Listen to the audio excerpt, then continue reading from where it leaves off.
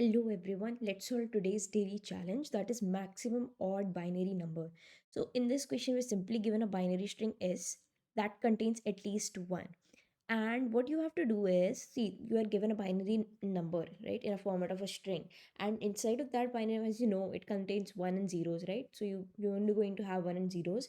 Now you have to rearrange these bits in such a way that the resulting binary number is the maximum odd binary number that can be created from this combination, right? So some uh, binary number is given to you, and you have to use its bits, right, and rearrange them as wherever you want to, right, however you want to. And then you need to get a combination of these bits which is the maximum odd binary number, right? And you have to return this as string representing the maximum odd binary number that can be created from the given combination. So let's see. Let's try to understand. So first of all, what is a binary number? So binary number is a number in which you have powers of 2, and if you simply take the digit and a power of 2, and you can, like, by adding them, create the number. For example, in this case, you're given this particular binary number. So from the right side of the binary number, you start writing powers of 2, starting from 2 raised power 0, 1, 2, 3, and so on. So up till 2 raised power 6 we wrote here. Then what we do is we multiply these digits, right? So if we multiply 2 raised power 6 with 1, we get 2 raised power 6. 2 raised power multiply 0, obviously zeros are going to give you 0 only. So this is the number that you'll get. So if you add this, right, then you will get your number.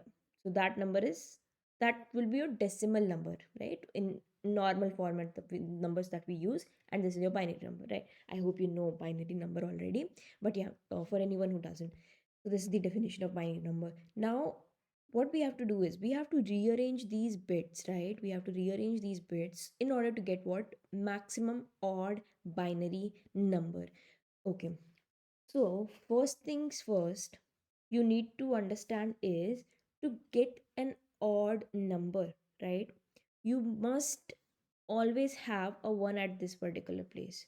The reason being, see, if you multiply, this is what, this is 1, right?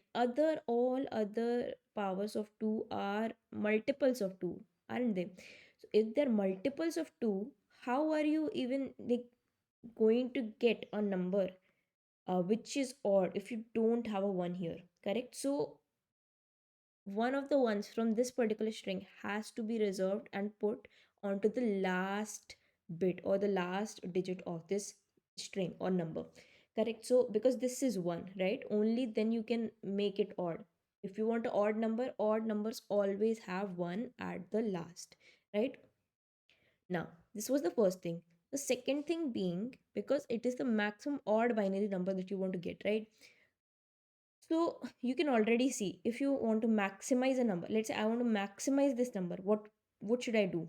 I should write this number as 1 1. See, 4 ones I have, so I'll write them all here, right, in the beginning, because here, from here, the power of 2 is the maximum, right? So this is 2 raised power 6, 2 raised power 5, 2 raised power 4, 2 raised power 3. So you have to add this, correct?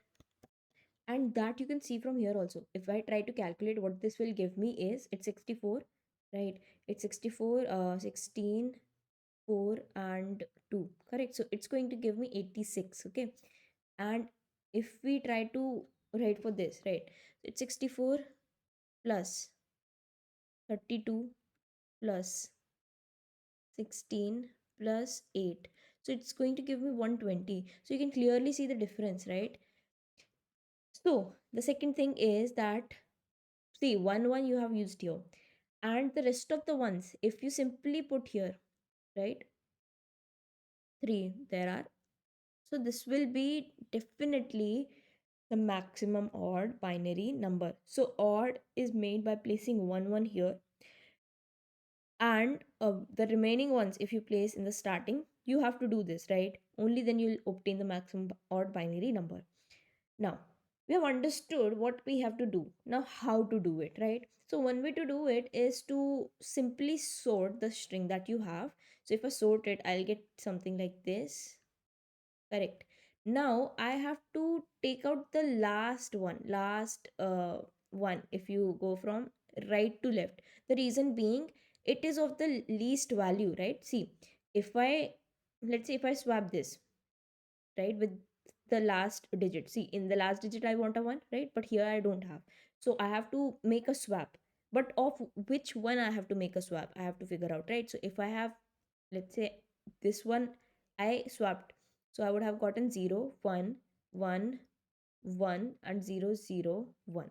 This would be what I would be getting. But you can clearly see you have removed 2 raised power 6. So your answer will drastically reduce. So you want your answer after sorting to decrease the least, right? So then you have to choose the least powered bit, right? This particular one, correct? So if you simply like go and swap this, you'll get, oh sorry, so you will get this, right? Which is the number that you want to get, correct? So after sorting, what you have to do, you have to traverse from right to left and find the position of the one, right? As soon as you find it, you simply swap it with the last digit of the string or the binary number. Now, so in this approach, if let's say the size, if you have n number of bits, right? So the time complexity will be n log n, correct? And space complexity, you can already see it's constant. So can we do better, right? Can we write a simpler approach? Yes, we can. And the simpler approach would be in big O of n time and constant space as well. See, what we are only trying to do is, see, all the ones are here only, correct? We are trying to place the ones, right, in the beginning of the string. Only then we'll be able to maximize it and together, correct? So what we can do is we can count the number of ones, right? So in this case, the number of ones is what? 4. Now what we'll do is, because one has to be used in the last, this one variable, instead of initializing it to 0, we'll initialize it to -1. If we initialize it to -1, then what will happen? We'll get 3 here. Okay, so we are reserving this one for the last. And then we have to calculate the number of zeros. How many number of zeros we have? 3. Now what we have to do is we have to take these 3 ones in the starting, okay, and then the rest of the zeros after these ones, and one we had already resolved, right, by taking, by initializing the number of ones to -1. So this is the string that we have obtained, and you can see this matching, right? So this way we can reduce the time complexity and solve this question in big O of n. Now let us go ahead and see the code. So the code is pretty easy for this question. All you have to do is count the number of ones and zeros in the string. So you have number of ones, which I have initialized to -1 initially, because as I said, we have to use the last one, right? And we are taking number of zeros, and we are taking an answer string in which we'll be adding these ones and zeros, and then we are simply checking, we are calculating how many ones we have and how many zeros we have. So this num1 is going to contain the actual number of ones you have -1, right? So here, the in this particular string, the actual number of ones were 4, correct? So num1 will be containing 4 minus 1, and num0 will be containing the actual number of zeros that you have inside of the string. And then inside of ans, what you have to do is place the ones first, right? So now this is string function in C++ does what is, you have to pass it the number and the string, so it will repeat that many number of times, right? So it will simply do what, it will add 3 ones to the answer.